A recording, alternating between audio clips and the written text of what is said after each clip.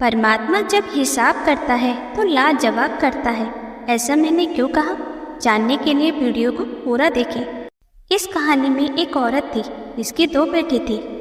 बड़ा बेटा उसका अपना था, पर छोटा बेटा उसके दूसरे पति की संतान थी, यानी कि उसका सौतेला बेटा, जिसका नाम शिव था। इस औरत के दूसरे पति की मृत्यु के बाद उसकी सारी संपत्ति इस औरत के नाम हो गई। उस औरत को एक डर था कि उसका सौतेला बेटा बड़ा होकर उसकी संपत्ति में से हक ना मांगे, इसलिए वो उस बच्चे को डरा धमकाकर एक नौकर के समान घर में रखती थी। घर का सारा काम उसी बच्चे से कराती थी।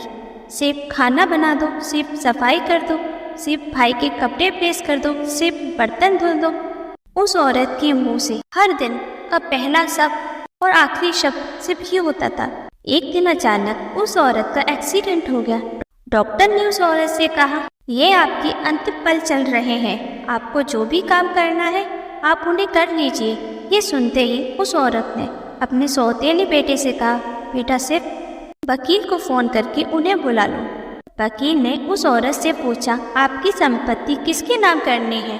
तभी वो औरत बोलना चाहती थी, बेटा सिर्फ पेन लाना, लेकिन वो उसका सिर्फ नाम ही बोल पाई। तभी उसकी मृत्यु हो गई। वकील को लगा ये सारी संपत्ति उसके सौतेले बेटे के नाम करनी है, तो उसने वैसा ही किया। उसकी सारी संपत्ति उसके सौतेले बेटे शिव के नाम कर दी, जो कल तक उस घर का मालिक होते हुए भी नौकर बना हुआ था। आज वो फिर से उस घर का मालिक बन गया। और वो औरत अपने जिस बेटे के लिए ये सब कर रही थी, वही बेटा उसे उसकी मृत्यु के बाद कोसता रहा। शायद इसीलिए कहते हैं कि ऊपर वाले की लाठी में आवाज नहीं होती, क्योंकि जब वो किसी के कर्मों का हिसाब करता है तो लाजवाब करता है। ये मेरी सोच थी इस कहानी के प्रति। आपकी सोच क्या है? कमेंट करके जरूर बताइए।